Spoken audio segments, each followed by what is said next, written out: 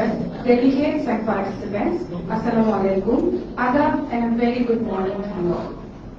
On behalf of the Department of English, the University of Bangladesh, it is our great honor to welcome you all to today's keynote session of Planet LangLit 2026. Dear participants, the academic program is designed to accommodate the rich body of research and includes 8 keynote speeches, 4 plenary sessions with 14 speakers, 80 constellation sessions, and 1 panelist session, and 1 conference session featuring leading academic thinkers.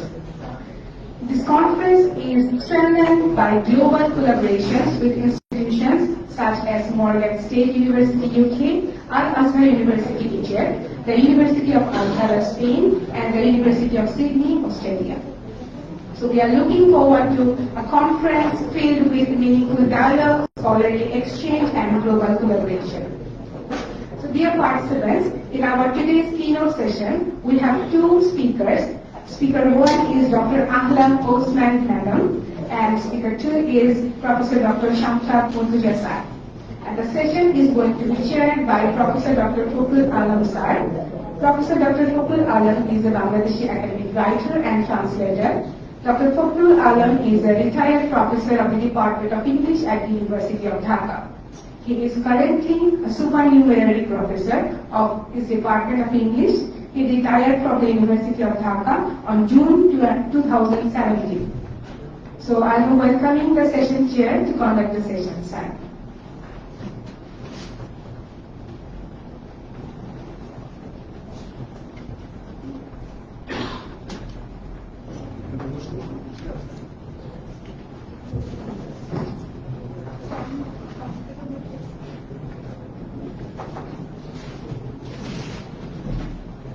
Thank you very much and good morning.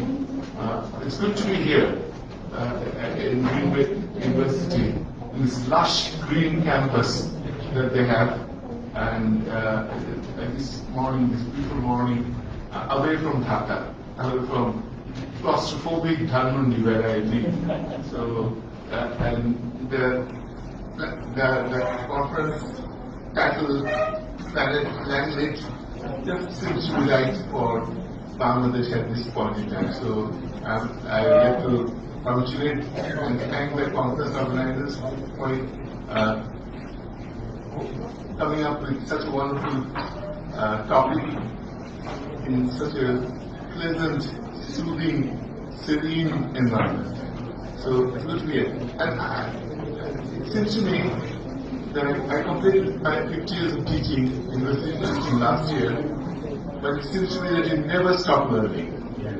Coming to this conference, being asked to chair this session, and being in a session with Professor Dr. Ahlam Othman and my very dear Shamsad, Professor Shamsad Murtaza, and looking at the topics that they have chosen, I know that I have a lot to learn.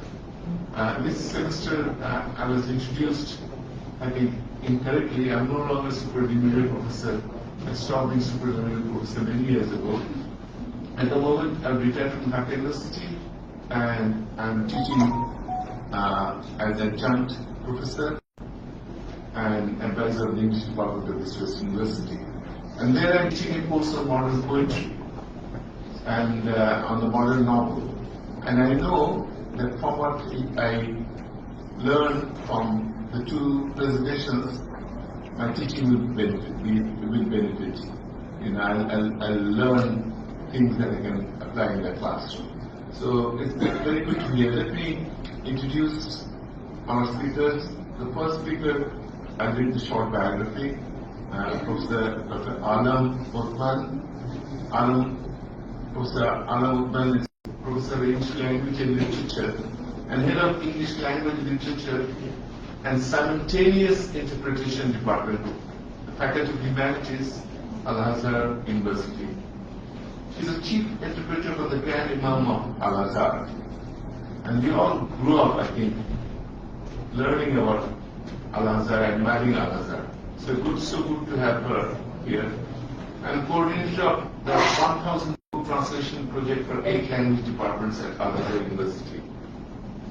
She is a member of the Egyptian Writers Union a board member of the Egyptian Society of Comparative Literature, and head of the Egyptian Circle of Comparative Poetics and Genre Studies. Professor Othman's main research interests are the translation of literary texts and comparative literature studies. She has published 4 translations of, I hope I get this right, Ahlam al-Hadith's works, 2 volumes of poetry, the Kanata and Sympathetic Tea, I'm sure I haven't got it right, and 2 theoretical works in comparative poetics, the Nucleo-genre paradigm, towards a unifying approach to the field of comparative poetics, Islam and Theatre, Shiite Tazi and Tasavi, a study in comparative poetics. In addition, she has published 3 books in the field of comparative literature titled Myth in Contemporary Egyptian and Native American Fiction, Contemporary Irish Adaptations of Greek Tragedy, Studies in Comparative Literature, and she's not going to read the paper which is listed here, but I found that really interesting, so I just can't resist reading the title of this one, Quantum Information Texts, Poetry and Genre Apostrophe. I'll ask her, request her to come and present the paper. I'll introduce you later. And perhaps you can welcome her, title yourself. Morning.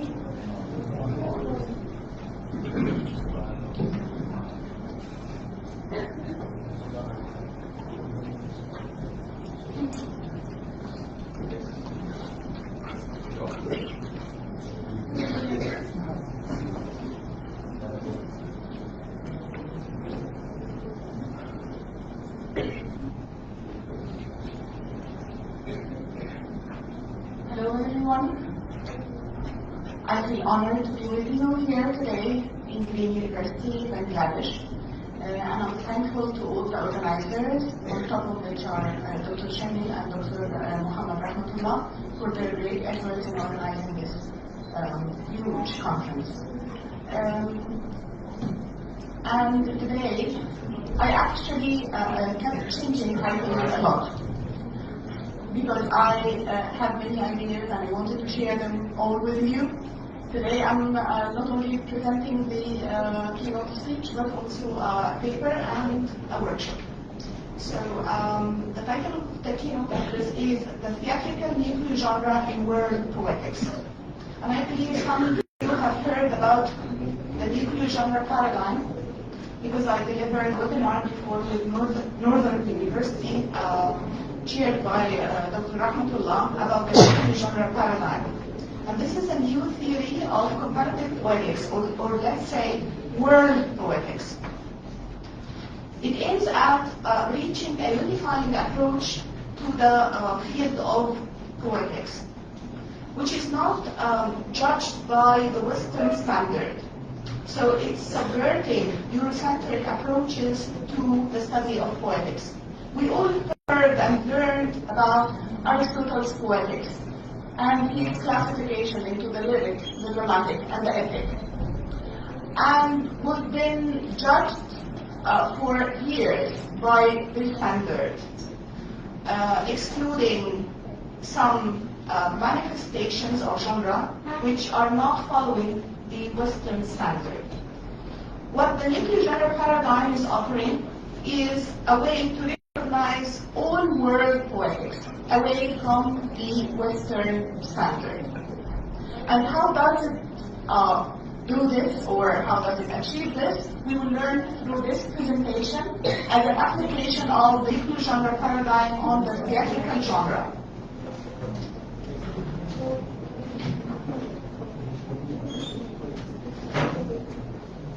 When we speak about theater, we usually speak in the comfortable language of genres.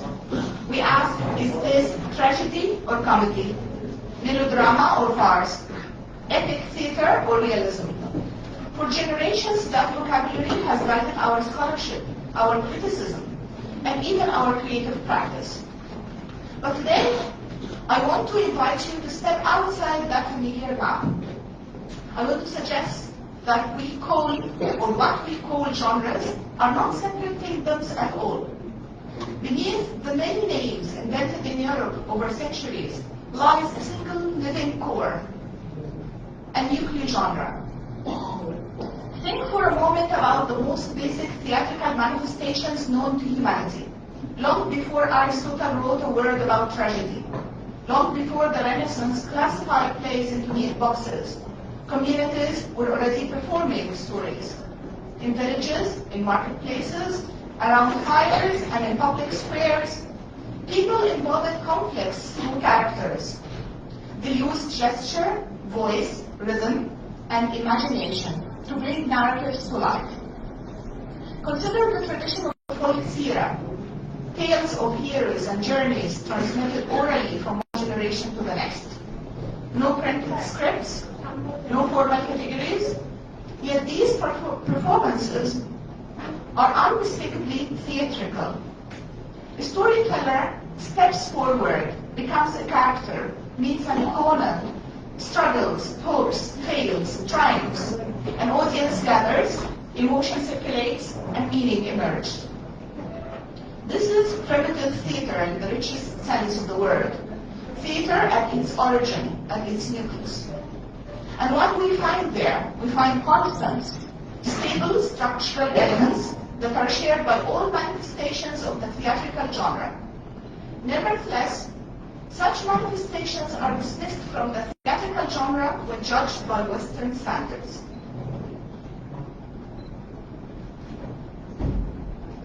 For centuries, genre theory has been shaped, often unconsciously, by micro-historical Eurocentric horizon. Within this horizon, Western dramatic forms were elevated to the status of universal norms, while non-Western manifestations were frequently relegated to the margins, labeled ritual, primitive, or even seeds of theater. Such classifications didn't merely describe difference, they produced exclusion. Ladies and gentlemen, my remarks today engage this question of genre through the lens of the Nucleo-genre paradigm, developed by the Egyptian thinker, poet, and post-colonial critic Ahlam Othman, with particular attention to what he identifies as the theatrical Nucleo-genre. The Nucleo-genre paradigm begins by diagnosing this problem at its root. It argues that genre theory has historically confused static conventions with structural identity, mistaking historically contingent forms like dialogue, plot, unity, character portrayal for ontological necessities. As a result, vast theatrical traditions across Asia, Africa, the Arab world, and indigenous cultures were misrecognized or erased. The Nucleo-genre paradigm by Ahlam Othman is neither relativist nor reductionist. Instead, it's a humanist approach that distinguishes between stable structural elements that are common to all manifestations of genre and moldable static elements that emerge historically and that differ from one culture to another and one time to another. This distinction allows us to speak of world poetics, not as a collection of unrelated local practices, but as a field of intersecting possibilities, governed by shared structural conditions and infinite static variation. Crucially, Abdul Hadi names this framework a paradigm, not a closed theory. The paradigm resists determinism, embraces openness, and acknowledges that genre is shaped not only by production, but also fundamentally by reception.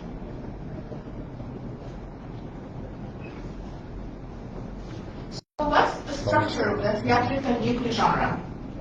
One of the paradigm's most powerful conceptual contributions is the distinction between the isomer and the isotope, or the structural and the static. The isomer represents the minimum structural configuration that defines a genre in a state of pure possibility. The isotope is what emerges when this possibility is received, performed, and culturally realized. Here, reception is not secondary, it's transformative. Reception converts possibility into possibility in action. Only through reception does theater become theater. From this perspective, elements traditionally treated as defining genre, like actors, lighting, costumes, dialogue, even Aristotelian distinctions between epic, lyric, and dramatic, are reclassified as isotopes, historically accumulated, culturally specific, and theoretically infinite. And we will learn at the end of the presentation that Aristotle's classification into the lyric, the dramatic, and the epic, they are just manifestations or only isotopes of the same theatrical genre. This shift has profound implications. What Western poetics calls subgenre or separate genre are revealed instead as theatric variations within a single theatrical Nucleo-genre.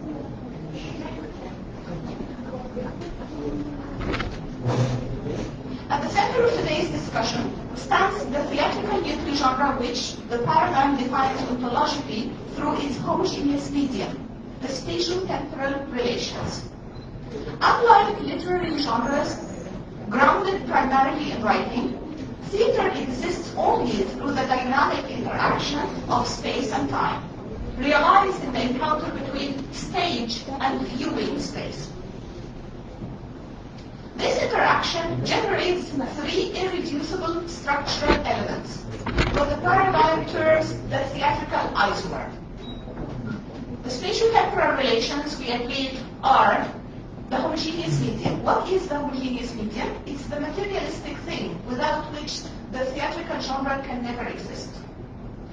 What is the isomer? The isomer is the epistemic level. So at the epistemic level, we have two isomers for the theatrical Nucleo-genre according to Ahlam Othman.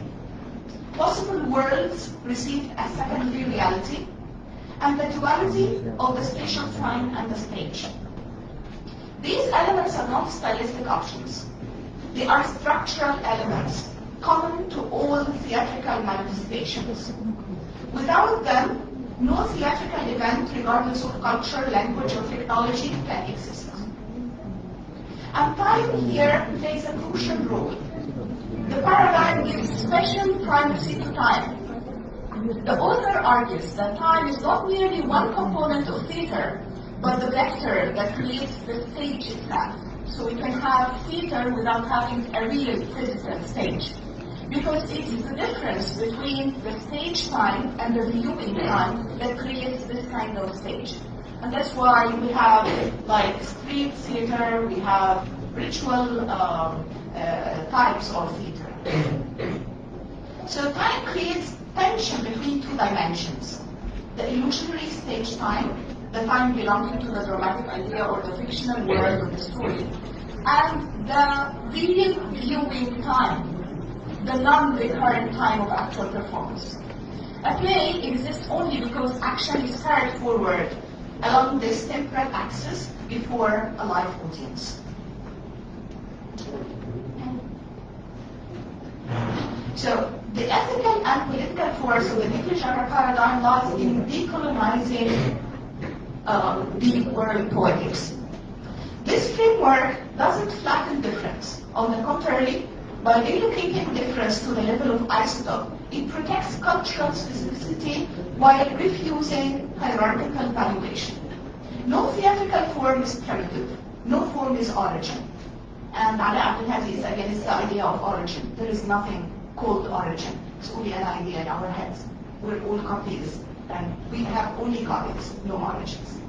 So origins themselves are revealed as theoretical illusions, deferred and constructed through reception. With Sanskrit theater, Japanese Moon, Arabic pre-modern performance traditions, African ritual theater, and contemporary avant-garde practices are examined through their isomeric structure, they emerge not as deviations from a Western norm, but as equal isotopes of the same theatrical Nucleo-genre. And let's watch together a few examples of this kind of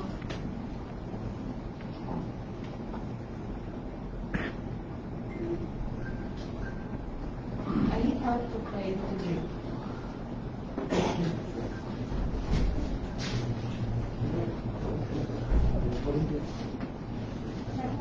How can I play with the keyboard?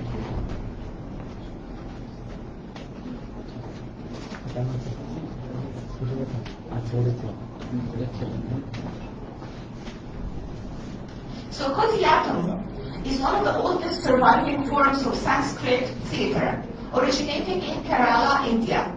It's a highly codified performance tradition combining drama, ritual, music, and gesture. No, the previous one. The previous one.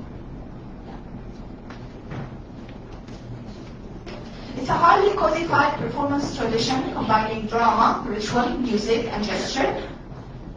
Performances emphasize abhinaya, expressive acting, especially facial expression and eye movement, and can extend over several days.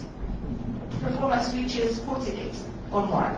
Traditionally performed in temple theaters, Theatrical preserves classical Sanskrit texts while allowing improvisation through detailed elaboration.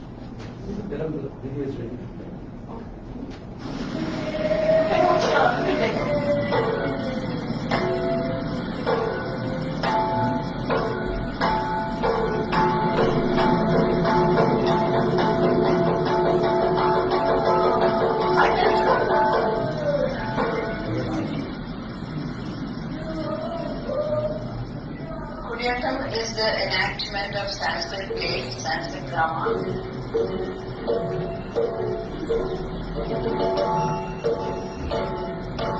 It is a performing art that magnifies the context of a play.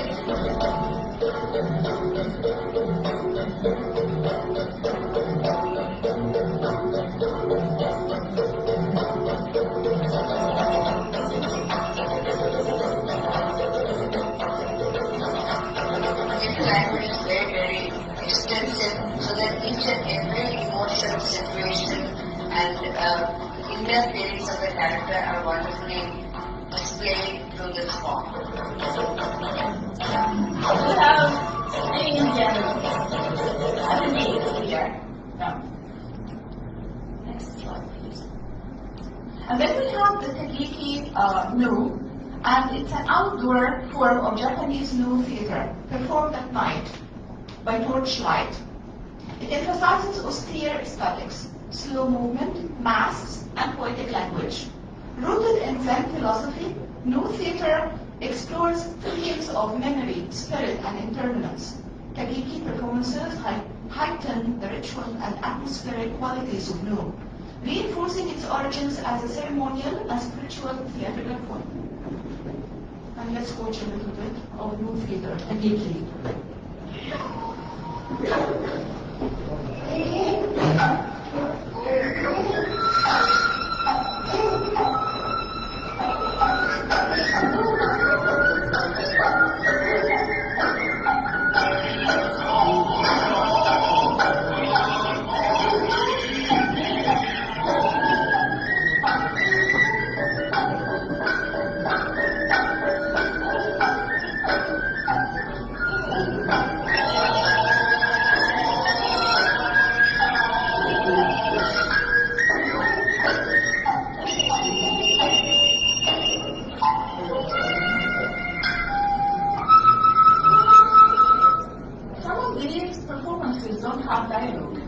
But still they are theatrical because they have the structural elements of theater, the spatial-temporal relations, the possible world seeing the performance as secondary reality, or as something real, and the dualism or the duality of the spatial side and the stage. Everything on the stage is symbolic. It's not what it is in reality.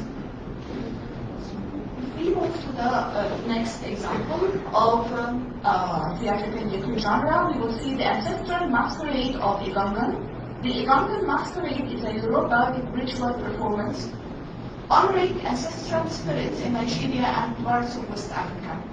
Performers wear elaborate layered costumes that conceal the human body, embodying the ancestors themselves.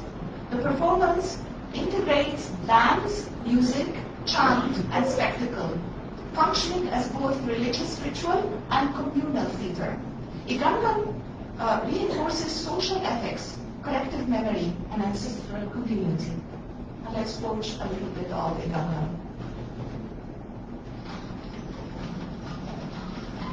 There is a place where natural things happen, where powerful interaction takes place between man and spirit. When the gift departed returned to the land of the living. It's in the southwestern region of Nigeria, a place called Nucleo-genre, where the ancestors, in the form of the Egungun masquerade, walk with human beings. In this episode of Spirit Beyond Borders, we take a journey with the ancestral Egungun masquerade to the land of the living. The Egungun masquerade is a long-standing... Here the audience are also participants. They participate in the There are performance. many stories that speak of the Egungun masquerade. One legend speaks of an ancient time when Earth was quite unstable, resulting in a series of multiple unpredictable earthquakes which devastated the land. The Egungun were said to stabilize the land. They arrived at the spectacle as a multitude of beautifully draped Egungun descended from the sky into earth. They must be in modern science too. The Egungun festivals and the word of historic events in various points. During outings, And the next theatrical manifestation is from the Arab and Islamic world. It's Tashabih, Shia Tashabih. Have you heard about it? It's a Shia ritual performance commemorating the martyrdom of Imam Hussein at Karbala. It dramatizes sacred history through symbolic acting, chanting, and processional movement. Performed during Ashura, Tashabih blurs the boundaries between ritual and theater, engaging the audience emotionally and ethically. The performance emphasizes collective mourning, moral identification, and spiritual participation.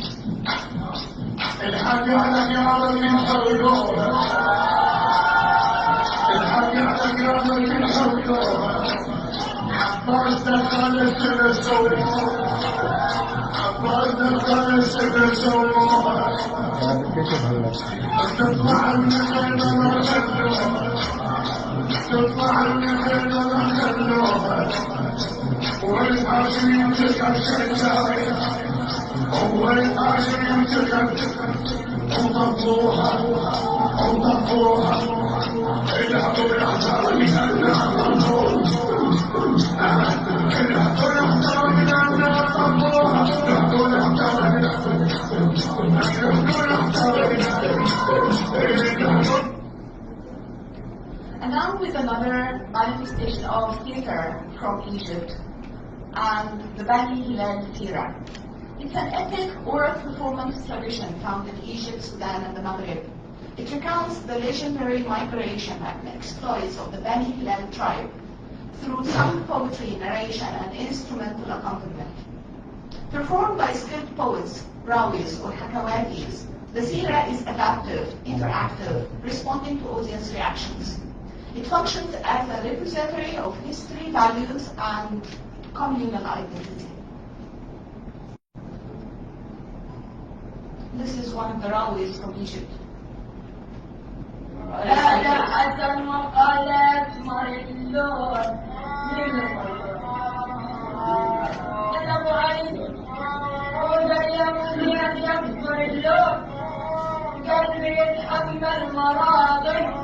العب جاي شبه مجنون في العجامة الأراضي خلف طريقنا الحق عنده من الفهم يامن يبي يلعب وحده حركة في العمل يا سلام أبو زيد قال له مهلا يا حسن يا ابن عمي والخاف من أي حال فأنا غرقت في بحر عمي لا نفس ولا زيادة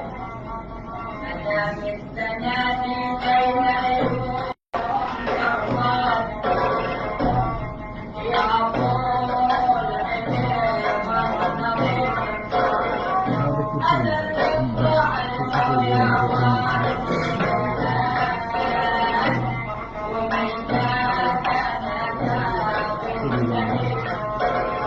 have a stage here,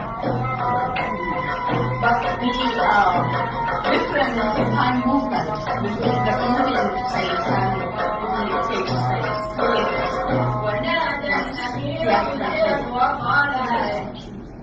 And now with another manifestation of theater. This time the actor is not human, it's a puppet.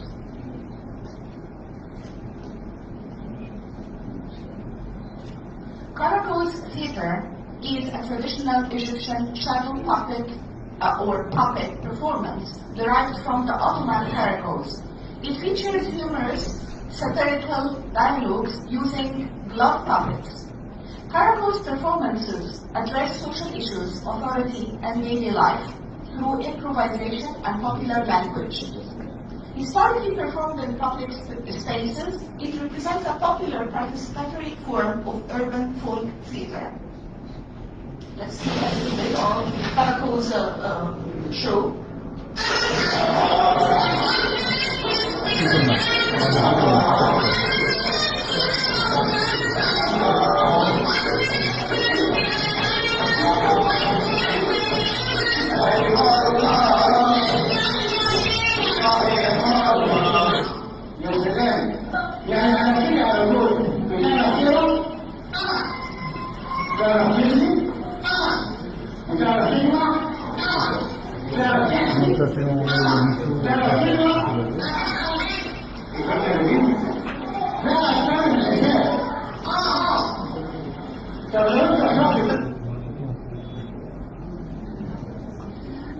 The Caracals actually differs from the shadow puppet show. The shadow puppet show, which is displayed behind the screen, it doesn't belong to theater because it doesn't have this three-dimensionality element.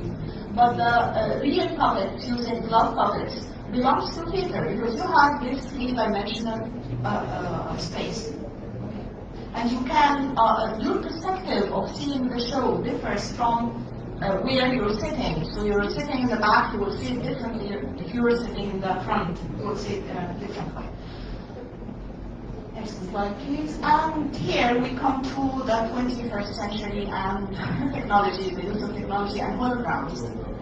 And how about the idea of the hologram? Now you don't have any real objects on the stage. We just have illusions, holograms. Can we watch?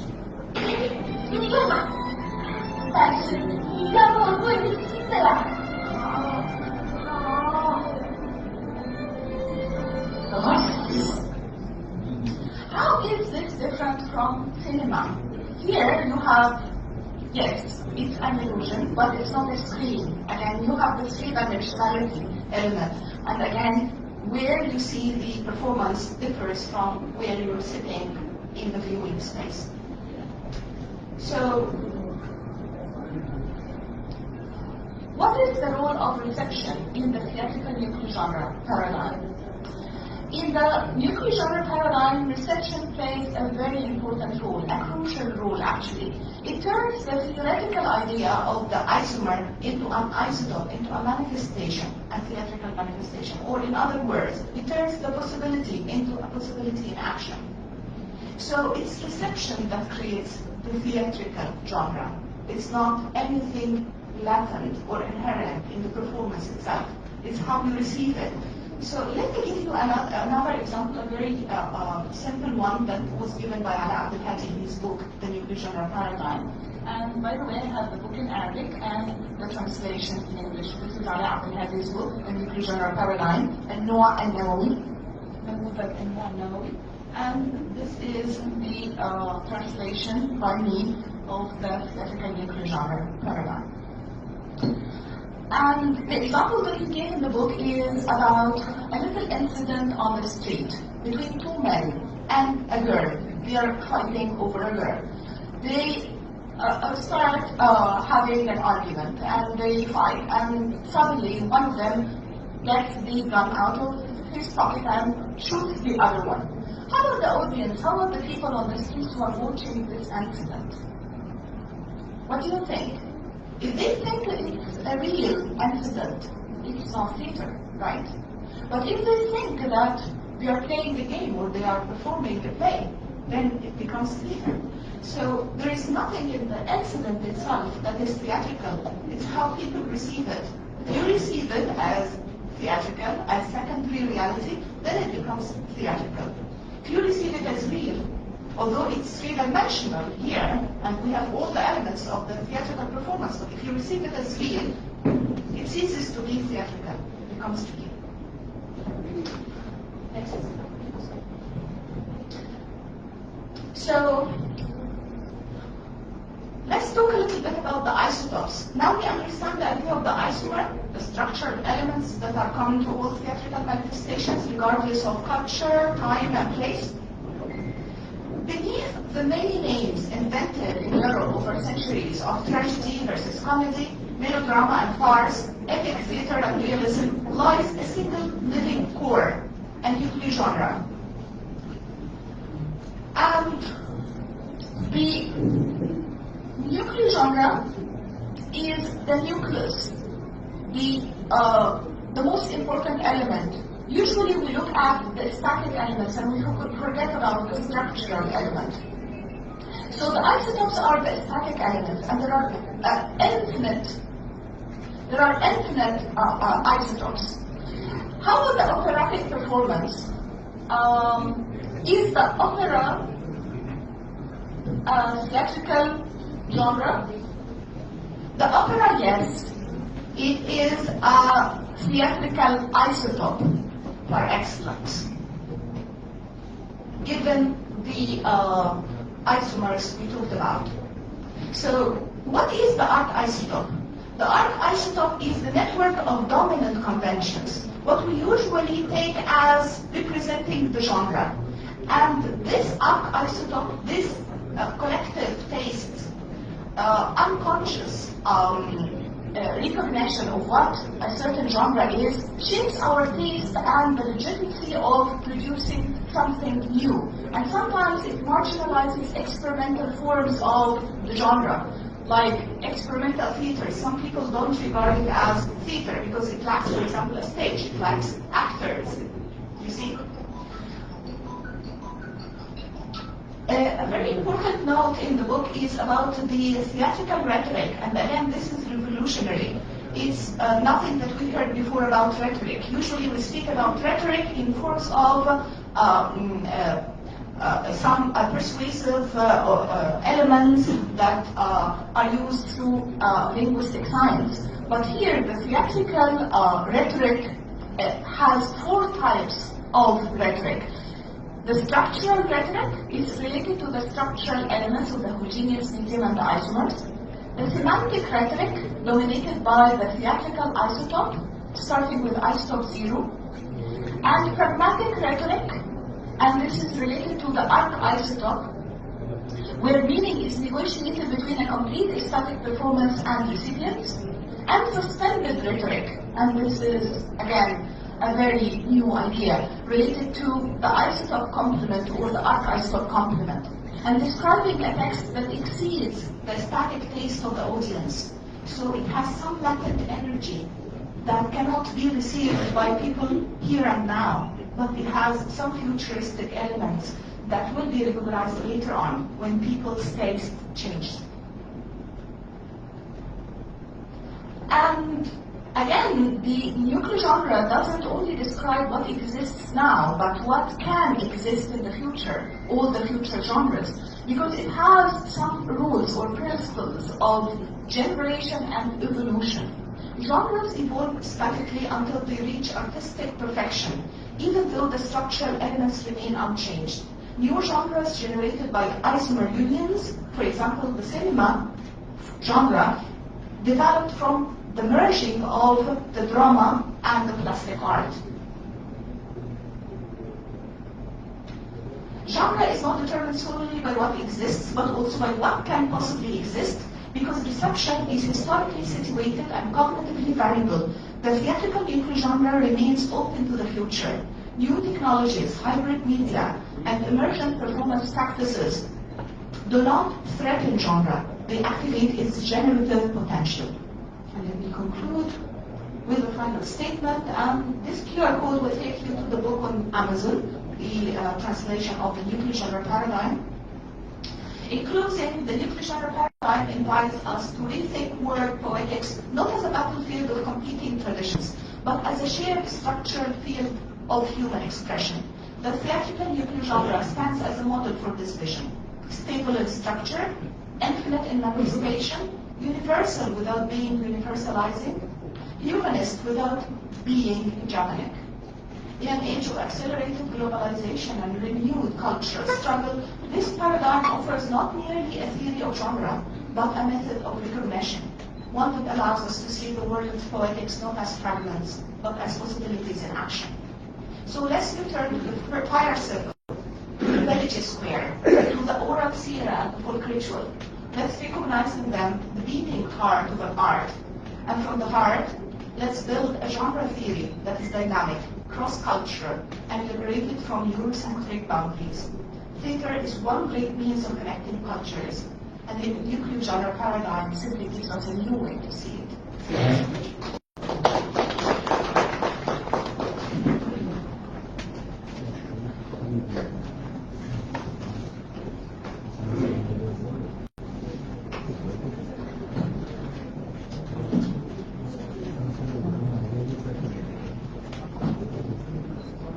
Thank you very much, Mr. Ahlam Othman, for a fascinating performance and a fascinating presentation. I think combining the visuals there and her reading, what we had was, we realized that we need to decolonize our minds, we need to decolonize theater poetics, and that is what she has done. And as she was presenting, I kept thinking about our own theater, non-generic theater. For example, the things that the shoutouts do, the things that we see in some of the tracks. I think there's scope here for extending her ideas into our work, into our research in many ways. So thank you very much for decolonizing us and making us realize that we have to go beyond the poetics as far as poetics in what we do. We'll now turn to the next presentation, which is by my very dear colleague in Dhaka University, Professor Ahlam. It's titled Language, Literature, and the Human Arts. Let me read the official thing and add to it. He's a distinguished academic administrator, educator, poet, translator, and columnist. Believe me, it's not exhaustive. He's currently a professor of English at the University of Dhaka and served as the Pro-Vice-Chancellor of the University of Liberal Arts, Bangladesh from 2018 to 2022. Throughout his career, Dr. Murtaza has taught at various universities, excuse me, including his alma mater, Jahannagar. He furthered his studies as a Fulbright Scholar at the University of Arizona and later earned a PhD in English from Bourbon College, University of London. His doctoral dissertation focused on the figure of shaman in contemporary British poetry. So we have two panelists, I think, who complement each other in their interests. Yeah. In 2013, he was awarded a senior Fulbright postdoctoral fellowship at UCLA. He's a prolific writer, Professor Ahlam Othman, 6 books, 30 articles and book chapters. He serves as the editor of Crossings. And those of us who read the Daily Star know that he has this popular weekly column, Blowing in the Wind. And he contributes to the editorial board of now, I think, the Fund 6 Seasons Review. So here's somebody who I think nicely complements our earlier speaker and who has interests which is complementary, shaman, for example. And I'm looking forward to his paper. Shamshad will, I think, present his paper. So I don't want to say anything more about it, but I certainly look forward to it, and let's see on the other side of watching. Thank you so much, sir. Thank you for the generous introduction, and it's going to be an anticlimax after Ahlam Othman's presentation. But it's going to be a performance of a different kind, because we heard about the molecular level of the structuring of theater. But what I'm interested in is basically just looking at this division of the room, planet, LangLit, and how we have divided the Lang from the lit. So by that binary and the slash. And that is something that I'm curious about, and what kind of isotope and isomer are we talking about when we have that kind of division at disciplinary level. I'll begin with the beginning. So I'll begin with Humanities 1.0. So I'm going to talk about Humanities 2.0. And the great chain of being, and as Shakespeare has situated us between angels and animals. So I'm not going to read it, so you all know about this. So this whole idea of humanity is being a work of art, and we are admirable in action. We have already seen Madam in action, very admirable. And how like an angel in apprehension, how like a god, the beauty of the world, but paragon of animals, so we are quintessentially dust. Now from that, we move to a different kind of humanity. So this is something that we have to imagine as a man, as a piece of art. This is what Swift thought of man, again, the great chain of being, but this time so located somewhere between Yahoos and Williams, right? So the Williams, all reason, rationality, Yahoos, you know what, right? So what I'm interested in is basically this, Hamlet Gulliver dilemma, so between imagination and reason, and how we locate humanity 2.0 with this idea in mind. So human agency, of course, is creative self-awareness and the capacity to act meaningfully with moral authorship. And what we are facing now is AI, so that does not allow us to imagine, they simply predict. And their creativity is derivative, so they work with a neuron system, so they have been trained in such a way so that they can assume what I'm expecting it to answer, operating through probability rather than consciousness. So we have the new Williams, all reason, and Yahoo, we are there, right?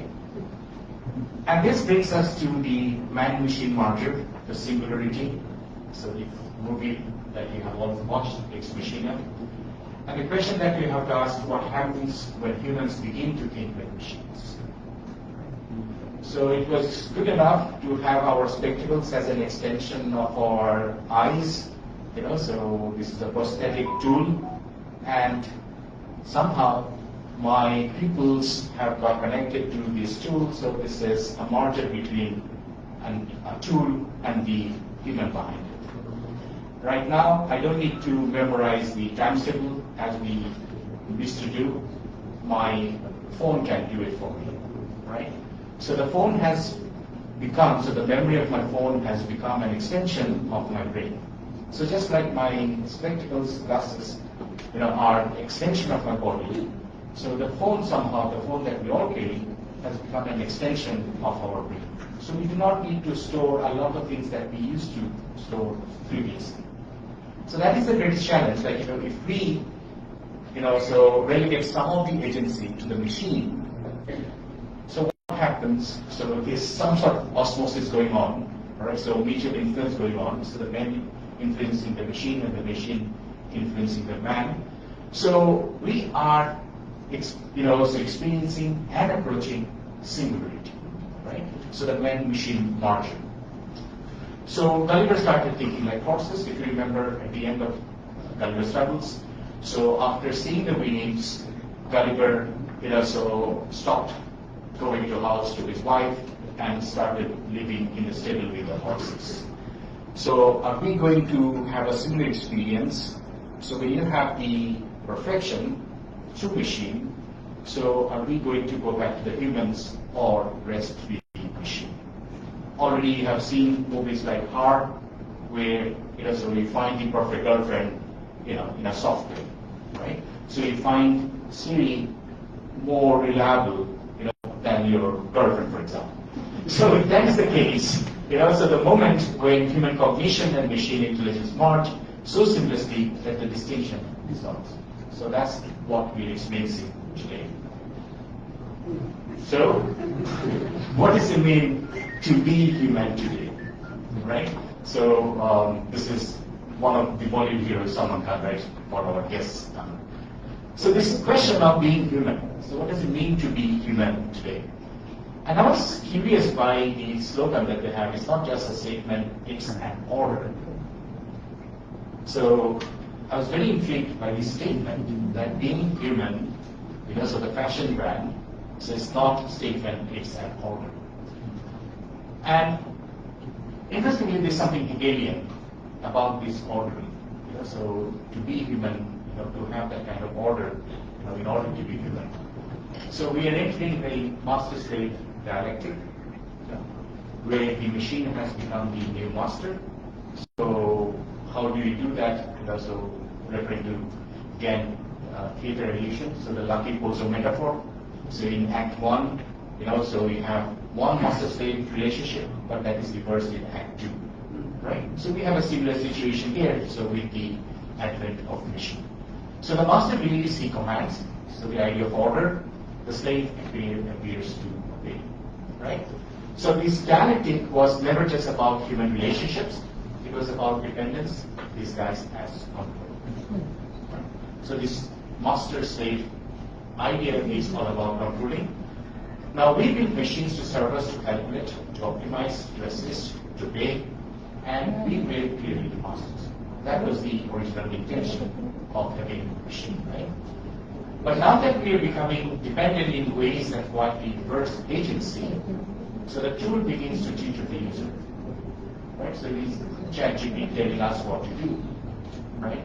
So the assistant begins to author, right? And the master begins to imitate the machine.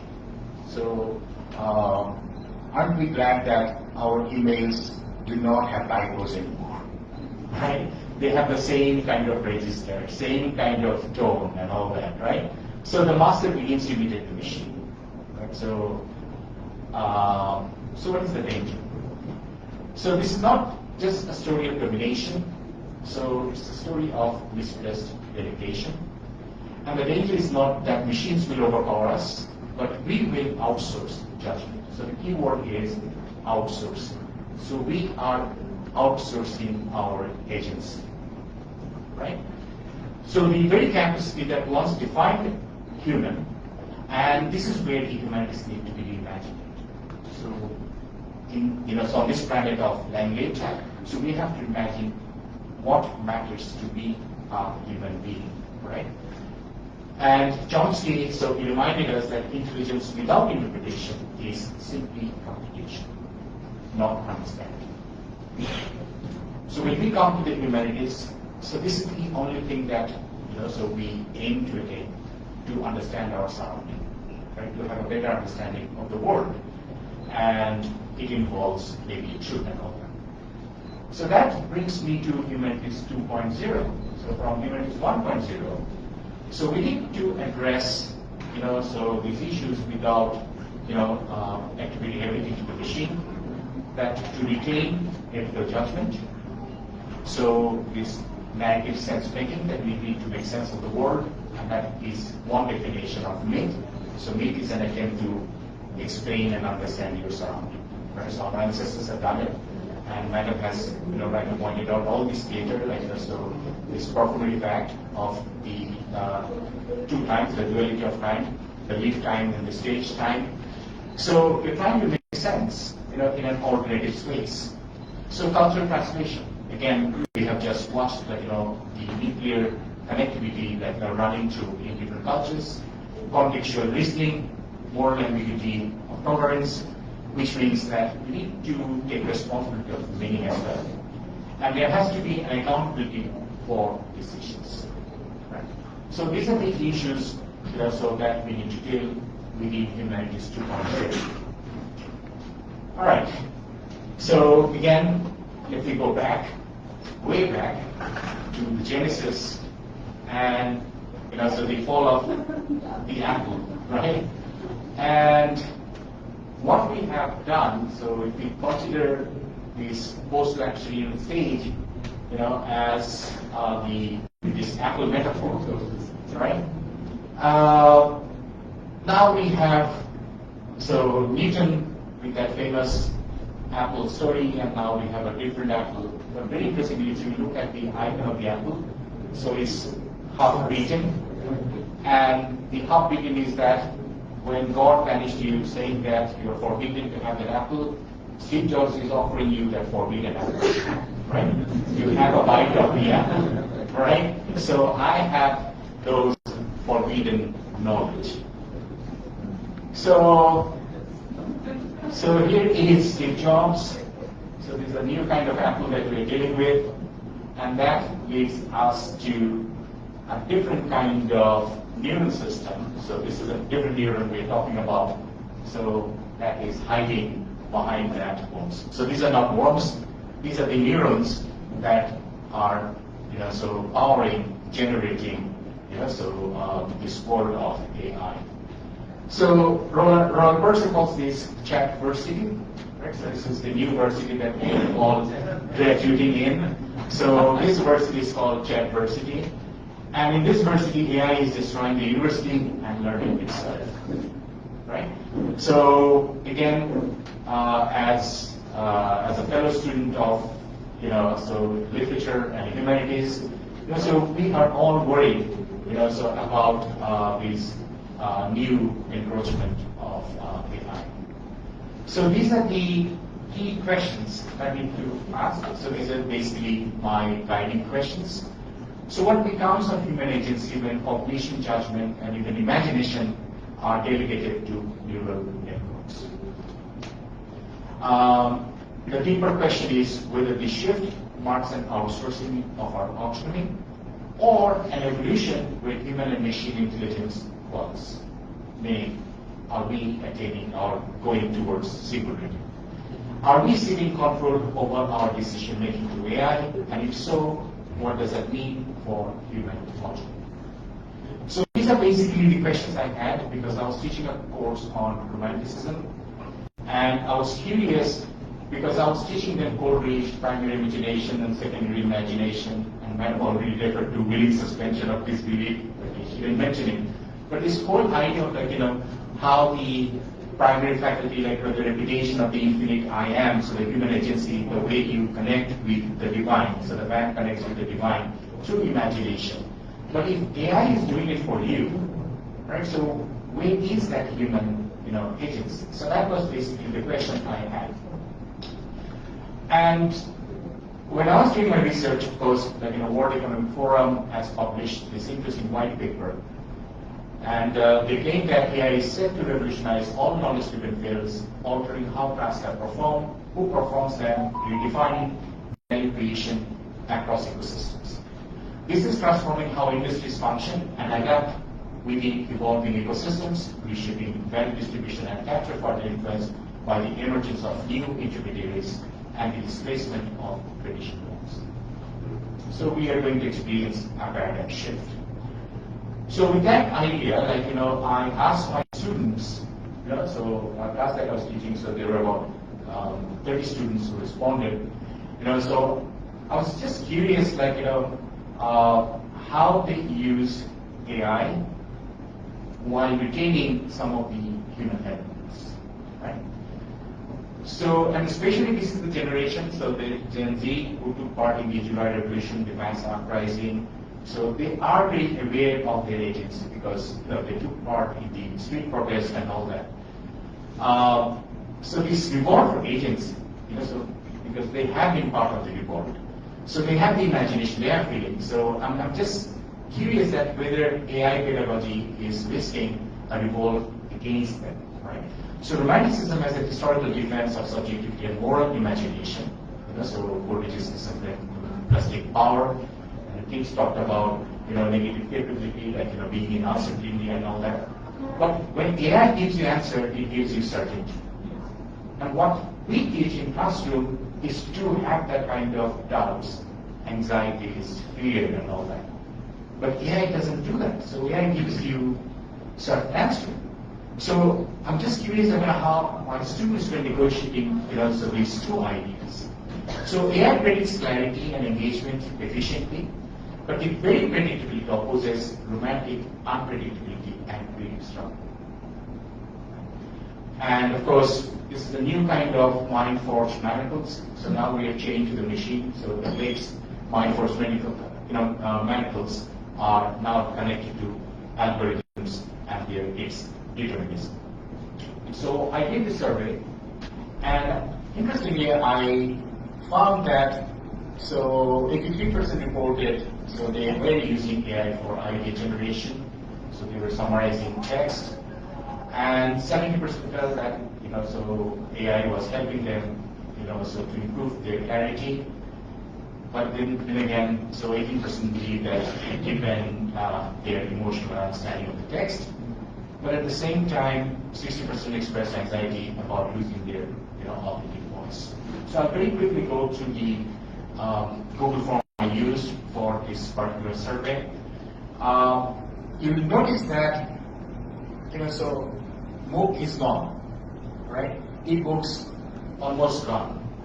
So the traditional sources that we use, Google websites like ClickNotes. So that was a go-to book, right? So your notes, ClickNotes, when we're students. So they are almost gone. So they rely mostly on YouTube lectures now, and Google search is also like waning, so and all that. And this is again another interesting finding, because they don't have access to paid AI, so 73% or more, so they cannot access paid version of ChatGPT. So they never use that. And AI tools, so when you ask how people, so I'm not sure whether they will completely honest with this answer or not. It seems that so they're a bit hesitant on that. Traditional resources like libraries, so again, you see that so the traditional sources are on their way out. How confident are you in evaluating credibility of AI generated? Again, so very uniform answer. So again, using AI tools strengthen my ability to interpret text independently. So again, they're not very sure. Systems make me more reliant on machine generated. Again, very split verdict on that, right? AI is a useful collaborator in learning process. So now you see the rise, but then again, they are a bit reluctant to admit. They efficiently replace some functions of human teachers, right? So again, you get to realize that, so they're still not confident about the use of AI. Right? Learning from human teachers, so this is rather satisfactory as a teacher, so they still rely on us. But very interestingly, assessment and grading should remain primarily human-led rather than AI-driven. 100% thinks that it is the human being who should evaluate and assess. Right? So they do not want the AI to assess. And there's this grace. AI won't give them grace. No grace mark, right? Yes. And also, so that there was a court case against the teacher who went to evaluating using AI, if you remember. So to help me think more deeply about the theme structure. So this is again becoming, as you can see, that becoming really popular and all that. So I'll not get into all this. But the role and irreplaceability of human teacher. So why human teachers are needed? Emotional connection, cultural sensitivity, empathy and mentorship, interpretive depth and feedback, creativity and dialogue. So we still have a job, right? So again, when AI provides literary analysis, again, so you get to see that there's still room for us to maneuver. So I will not get through these slides, like I'll just get to this idea, like to give you this idea, like how do we ethically integrate AI to sustain human agency? Right? So this is the big question that I have. So AI can definitely support human learning when used as a reflective tool. So students agree AI should be limited certain stages of learning. Again, you get a mixed verdict. So comparing human and AI integration should be a part of literature learning. So this is where it gets interesting. So they think yes. So when we think of humanities 2.0, so we need to take this into consideration. Right? Because this is the generation which thinks my generation is a dinosaur generation. Right? Because so we use calculator, we use torchlights, we use TVs and different devices. So now they have this one-in-all device, so that does everything for them. So this whole idea of how do we reimagine ourselves within the humanities, so that is something I'm interested in as an administrator also.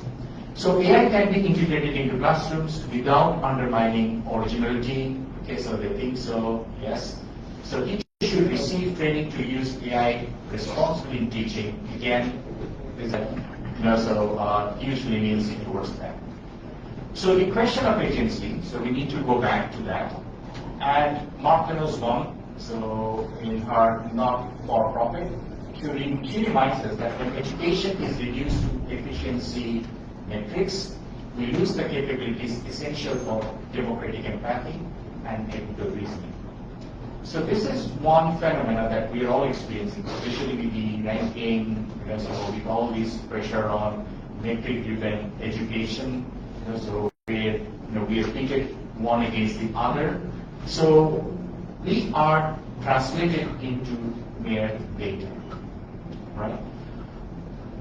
And as a result, what happens? So the ranking agencies simply look for raw data to say that our teaching efficiency, for example. So if you look at Times Higher Education Sustainability Ranking, so the credit that you get for SDG4 quality education is that how many first generation students you have in your university. Now it has nothing to do with quality education. Right? So this is one of the questions, that how many first generation students are coming to university. Okay. So again, so this is going to be very lopsided. For example, if you have a public university where 100% students are coming without tuition, so if they're saying that how many scholarships you're giving, right? So it's free. How can you answer that question, like how many scholarships you're giving? Because it's already subsidized, right? So it's 10 cents a month. So how do you mention that we are actually subsidizing the entire education? So all these metrics are very lopsided. Now this is where this idea of technocratic drift that is happening, and we are having artifacts with Poetics and AI systems is encoding values of optimization and prediction. So in romantic terms, I've already said that so what we try to teach is negative capability, but what AI is saying, quantify what should remain unquantifiable: imagination, wonder, and emotional labor. So what MIT has done, so they have noticed that by using AI, there is a 47% drop in neural connectivity in areas like critical reasoning after prolonged AI-assisted learning. So initially, it may seem profitable, but down the road, so once you use 5 minutes, 3 minutes, so you realize that this AI-assisted learning is actually dropping, it's reducing your capability, right? And students feel less engaged and all that. So that brings us to this new kind of technopoly.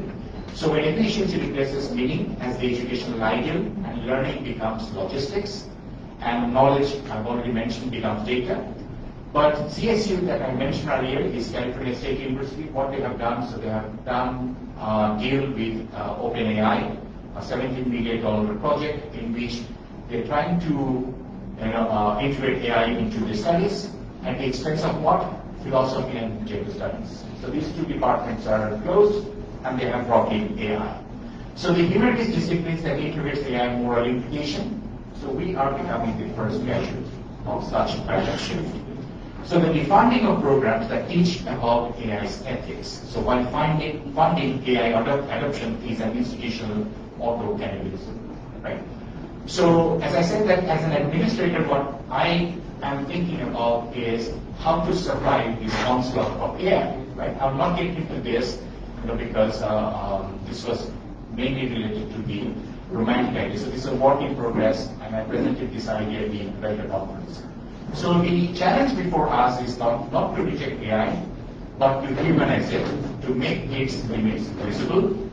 And just like the Romantics resisted the mechanization of the Industrial Revolution by reasserting imagination, so we must resist cognitive mechanization by reasserting reflection, wonder, and ethical choice. And very interestingly, our students know it, as you have seen, by their responses, they can also sense it. And the same ones who use AI daily still value what it cannot do. So when they were appreciating the features, they realized that AI doesn't listen, care, challenge, or inspire. So these are not algorithmic functions, they're the acts of imagination. So the role of literature now is not to save technology, but to teach students how to remain human within it, right? And so to think with AI without thinking like AI.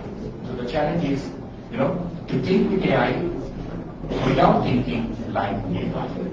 So for this planet LangLit, my proposal is that, so on some other planets, gravity is efficiency, gravity is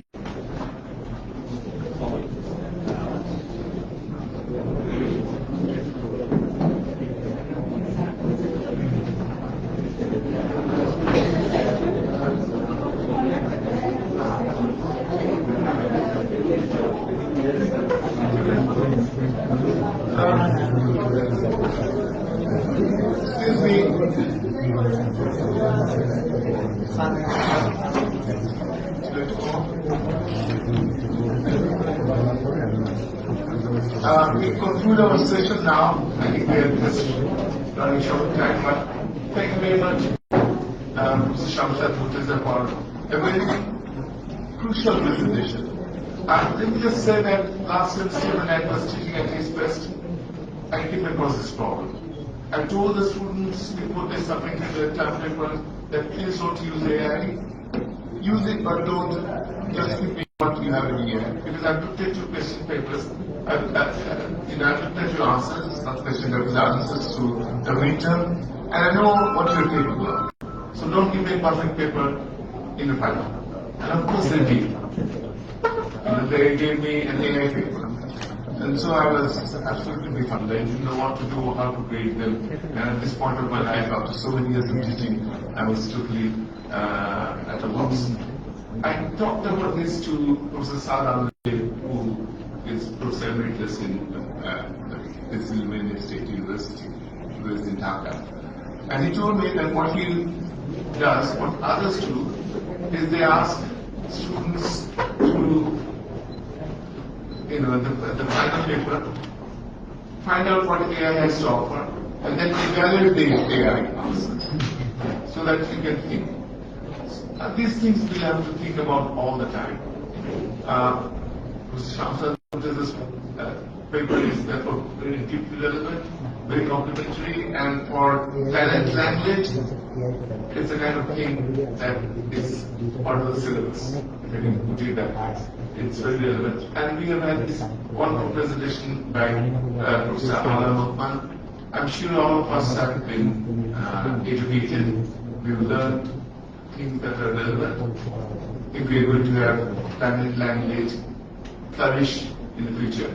Let me just end then by thanking Green University, the English department, for inviting me to chair this session. This was a wonderful opportunity for me to learn things that I can use in the courses that I teach here, that you can use, all of us who are present, and all of us have benefited from this. very lively, very graphic demonstrations of what we can think of, how we can extend our ideas. Thank you very much. Thank you very much, sir.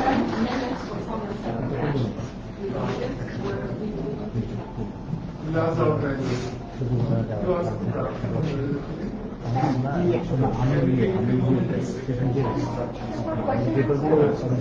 Do we have any questions to ask to our keynote speakers?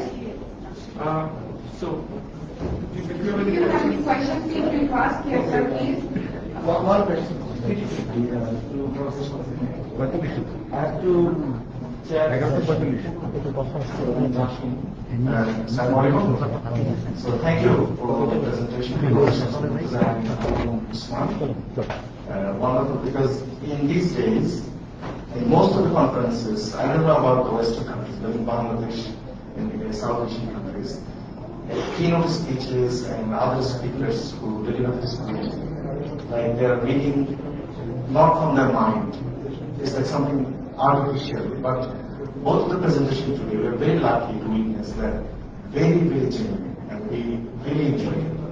So my question to Professor Murthy is very brief. That is, are you concerned about, I know you're concerned about job, because you use the word still, you still have the job.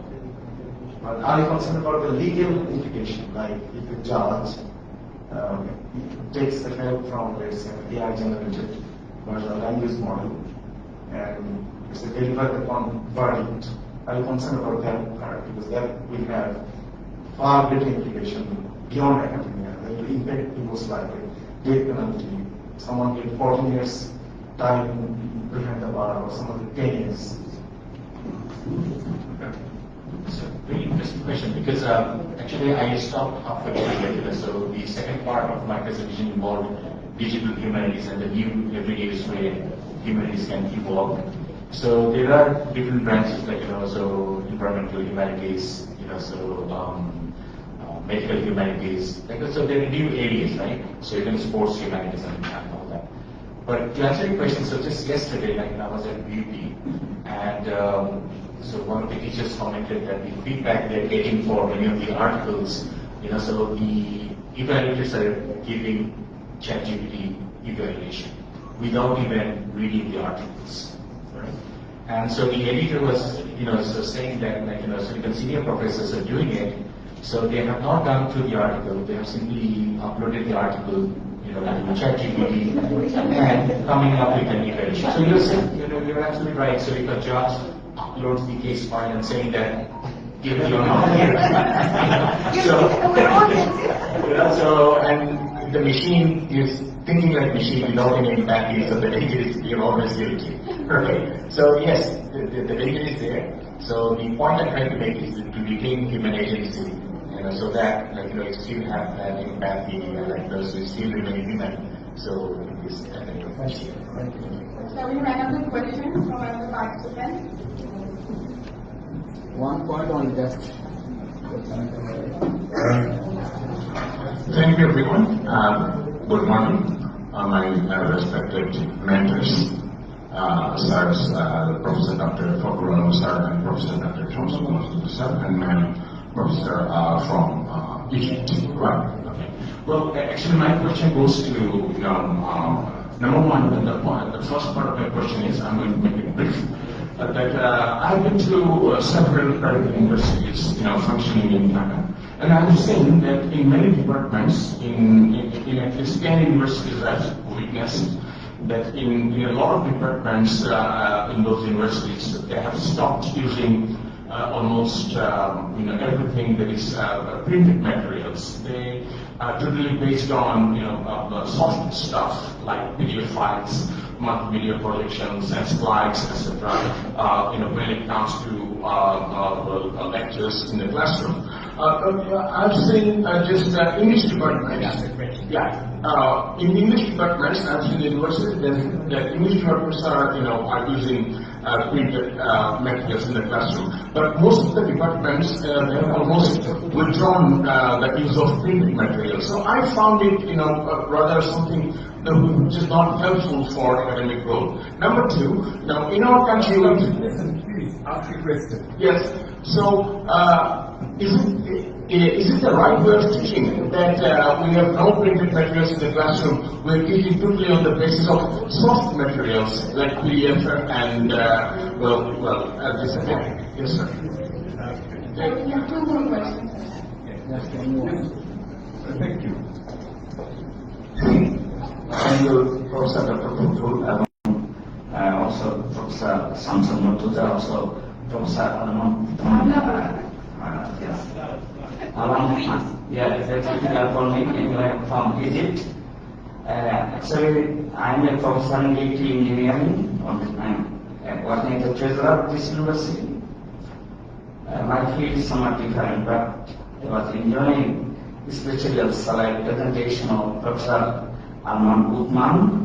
I enjoyed a lot. I was observing the culture of different tribes and all these things. Anyway, one question is what Professor Samson was telling. Sometimes the senior professors are reading the papers totally depending on the AI technology without going through their article. It is only thesis stuff. It's okay. But in technical point of view, our students are writing thesis paper. They are using they are taking help from AI only the language portion of the paper, but technical knowledge, technical contribution they are doing themselves. So I think it is the advantage of AI. We are utilizing the AI also along with our contribution. I think this is acceptable. We are doing this. Nowadays, what we are observing, the literature of the articles are very good. They are writing, the explanation, their language is very good. So this is the advantage of the AI if they are using. But if what you told, if this is done, then it is not good. It is destroying us, and sometimes they are destroying our knowledge also. You are using, you told the correct point, you mentioned this one. Okay, anyway, by doing of this conference, we met a number of scholars from different countries. It is very good for us. Thank you, especially for Othman. She has come from a long distance, like scholars from Dhaka University. So I thank all of you. Anyway, just I have close. Now we have two more questions. Is that okay? Two questions. There are online sessions. We are running for that. So it has to be a question. Okay. But you want to answer this question? Yes, sir. Okay, so another question. Please answer. Assalamu alaikum, dear professors. I'm Tashrifa Fairuz, and fortunately I'm also a student of Poetics and Shamsat sir as well. So I will keep the question very direct. So recently, like I'm a freshman teacher, what you would say. So whenever I check copies, I see that my students have a similar critical thinking, or maybe the lack thereof actually, like whether it's essays or anything else, or even literature questions. So one day I was sharing that with some parents, and they're from the University of Dhaka. So they were telling me that during their time, the teachers used to tell them that, do not use the internet, do not touch the internet, must please go to the and buy that book, this and that. And nowadays, our problem is that instead of using Google as their primary resource to find an article, they use AI, mostly ChatGPT, to, answer their question. So as a teacher of humanities, how would you actually encourage your students to use less AI and more scholarly search engines to find out their answers if they're trying to find resources? Thank you.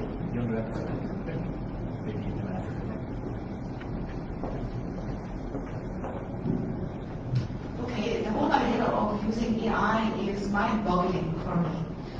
For 2 years, I've never produced a single research paper, just for fear of this kind of, revolutionary AI tools and the idea of ethics and the idea of how to cite sources and how to generate new ideas. Although I have lots of ideas, like I'm never short of ideas, but the idea of producing research. What's the use of producing a paper that would have taken me a month or two when AI tools were produced in a second? I was like doubtful of my abilities or my contributions as a researcher, and I'm also working in the translation field. So translation, again, has been revolutionized by AI tools. Not so much in interpreting. In interpreting, you don't depend on any tools, but in writing, in written translation, AI can produce the whole translation again in seconds. When you see you are unuseful, you have no use anymore. But then I kept searching and I kept interacting with AI. The idea of agency and the idea of doubt and certainty, as you mentioned, and the idea of normalization, which you have pointed out, you now see normalized production of humanity, which is dangerous, quite fearsome and dangerous. There is no originality. I'm against the idea of originality or origin. We're all copies. We're producing copies, but again, we have this kind of imagination that gives us the sense of humanity, right? So let me take you to the Holy Bauer's hybridity thing, the idea of hybrid identity and the third space. Many people believe that having a hybrid identity is something to be deplored or something to be refused and rejected. But I see it enriching. I see hybridity enriching. And I believe that the hybrid AI and human interaction is enriching and fulfilling. And now I'm changing my mind in terms of AI. I've always encouraged people to embrace AI rather than deny it or resist it. And the idea of agency came to my mind. I have agency. I still have agency. I still have the decision-making process in my hands. I can decide whether to accept this answer or to refuse it, to take it for granted or to doubt it. So still, we have the idea of doubt and uncertainty, and we shouldn't dismiss or we shouldn't rule out the fact that we still have the decision to make. The danger, real danger that will happen is when AI has consciousness, when it starts to make decisions instead of us, when we start to delegate or to relegate our responsibility to AI and leave it to decide things for ourselves. You see, so long as we have the decision to make, we're safe. You have to search to dig deep. Don't accept anything. Tell your students that. Use AI, but don't take it for granted. It will confuse you. The idea now is not with the availability of knowledge. The availability, knowledge is available and the information is available. It's the idea of to know which is which. And the dangerous thing is that our students don't know which is which. You as a researcher know, right? You can identify whether this is false information, whether this is confused, whether this is misleading you, whether this is biased. But the students don't really know, and we will take it as a reliable source. So we need to stress to students that this is an unreliable source. It can help us, it's a tool in our hands to help us in brainstorming, in phrasing things, in outlining, in summarizing. I do depend on AI in summarizing sources that I don't have time to read, for example. Sometimes I let it summarize my own writing because I don't have time to summarize my writing. But I shouldn't relegate this kind of agency. I should have the agency, the decision making. I should always be doubtful of what AI produces and go back to the sources, the scholarly work, in order to verify. So it's our responsibility to verify. Sorry for being so long, but very quickly to respond to your question. So the soft material, so what has happened, it has democratized, right? For example, like I cannot buy all the books, so if I have them on e-books or like even pirated books. So that has democratized education to a great extent. So I don't see any problem in having soft copies and of course, recycling and all that. But to answer to your question, that's the correct. So I did not go through. So I actually have everything. So this grade 2 and all that, and you can see like what kind of assignment you can give. So for example, I have assigned them what can ChatGPT not understand about kids. So you ask like what not. Or what I do, like I use Google Classroom. So when I teach at private universities, I use Google Classroom as a platform. And I ask their responses to be posted on the stream page. So I don't take, again, hard copies assignment. So the reason is, so they have to, post there, and they will know that who is copying and pasting and who is, using ChatGPT. So because it is in the public domain, and our students are like the sort of tech savvy, so they're way smarter, than us. So I'll just end with one anecdote. So one of our students, what he did, so he wrote that essay using ChatGPT, then used Quillbot to translate into Russian. So actually he used the gesture article, translated into Russian, and then retranslated it into English. And then he used Grammarly to correct it, and then he submitted his final thesis, right? And it was trying. So yes, so Turnitin could not catch it, so it was like 100% human written and all that. But what was interesting, so the way we actually got him, so Shakespeare's village. So Hamlet became village.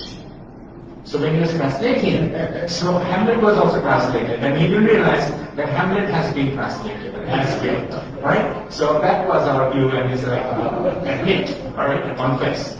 Right. And in by also sharing an experience that I've had, and that is, as I think Chancellor knows, that I translate from songs, and I do it just for my own self. I've got a book on it. Published already, but I keep doing it. So now recently, when I type English, I just to find out what songs, what translations have been done, then AI translates it. And I look at the translation, and I realize I can learn from it, but I also realize that AI can't do what I can do. Because I translate not only on the basis of meaning, but also on the rhythm, on the sound, on the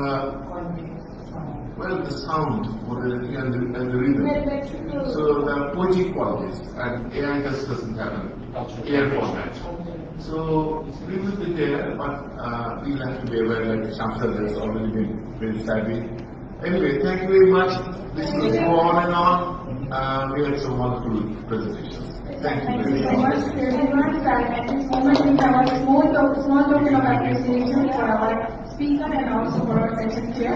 I'd like to request Professor Dr. Ahlam Othman to hand over a token of appreciation to Dr. Ahlam Othman.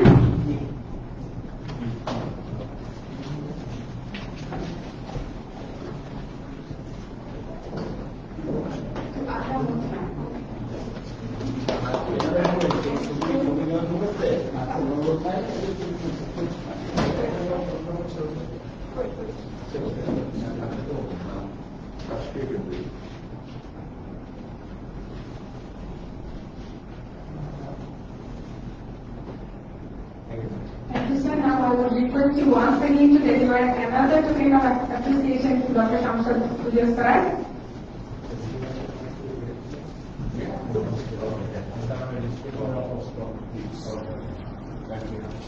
And now I would like to request Dr. Mohammad Faiz Rahman, sir, Executive Treasurer of the University of Bangladesh, to hand over the token of appreciation to our respected session chair, Professor Dr. Ahlam, sir.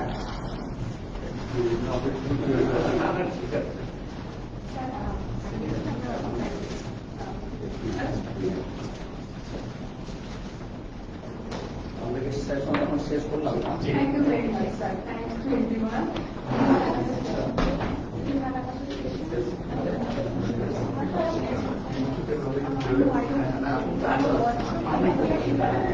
You're spoiling me. These are more spots.